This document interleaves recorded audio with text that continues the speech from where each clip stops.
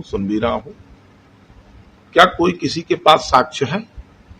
Number एक, बताया गया कि जहां पर यह घटना हुई 100-200 लोग थे, वहां की घटना है, सीओ नरैनी थे, जबकि सीओ नरैनी मैं कह रहा हूं नहीं थे।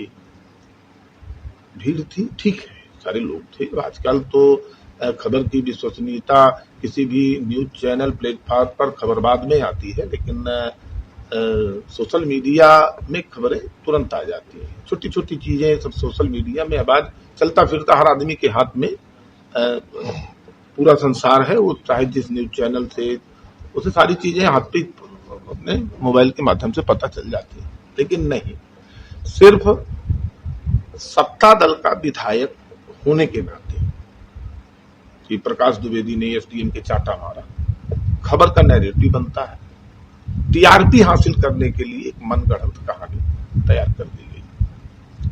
नंबर एक।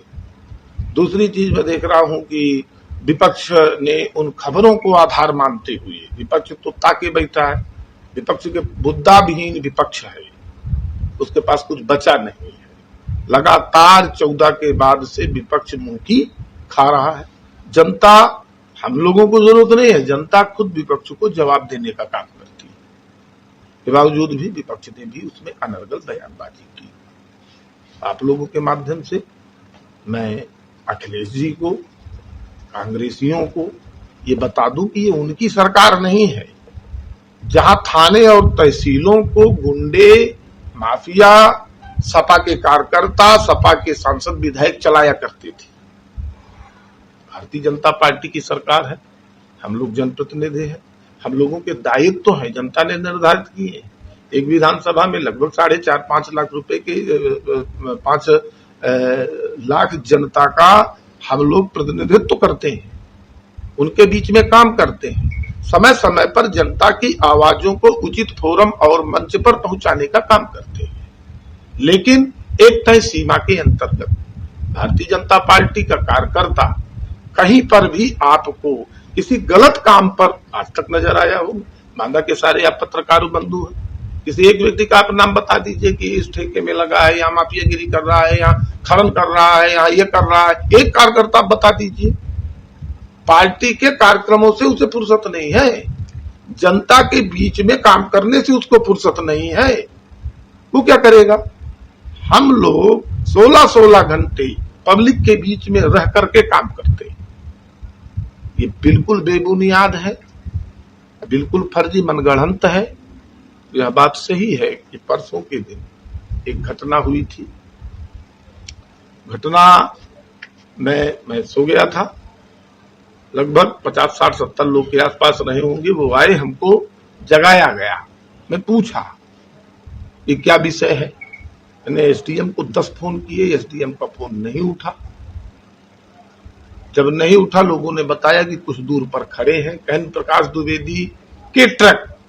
मैं चैलेंज के साथ कहता हूं कि माइनिंग में, खनन में प्रत्यक्ष, मीडिया ये भी लिख देती है अप्रत्यक्ष रूप से या अप्रत्यक्ष। भाई अगर हम कहीं प्रत्यक्ष या अप्रत्यक्ष होंगे तो हमारे कोई न कोई लिंक होंगे, ठीक है, हमारी गाड़ियां होंगी। हाँ, आम लोग हैं, क्षेत्र के हैं, खाते हैं, कमाते हैं, उनके अपने, ठीक है, 19-20 उनका ओवरलोड हो सकता है। लेकिन कई बार ऐसी भी घटनाएं हुई हैं कि अंडरलोड की गाड़ियां भी बंद हुई हैं।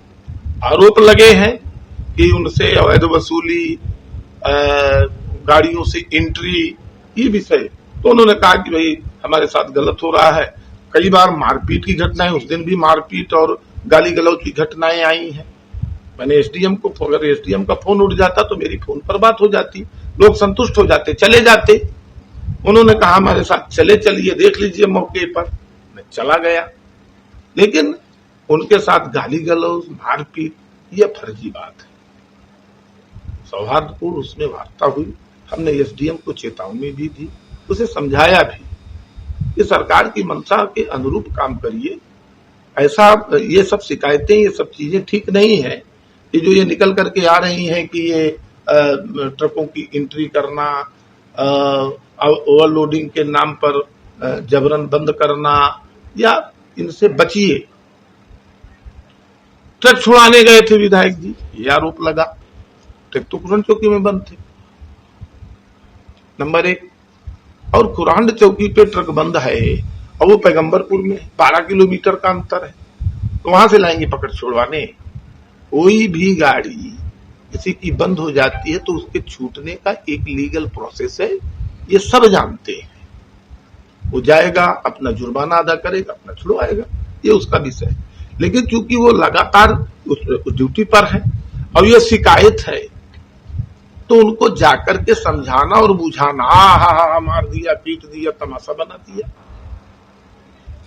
किसी का के खिलाफ कोई खबर चलाने से पहले कम से कम आप वर्जन ले लेते, आप पूछते तो कि विषय क्या है, आप एसडीएम से पूछते, आप मेरे पास चले आते कि आप पर ये आरोप लगते हैं, एफआईआर हुई।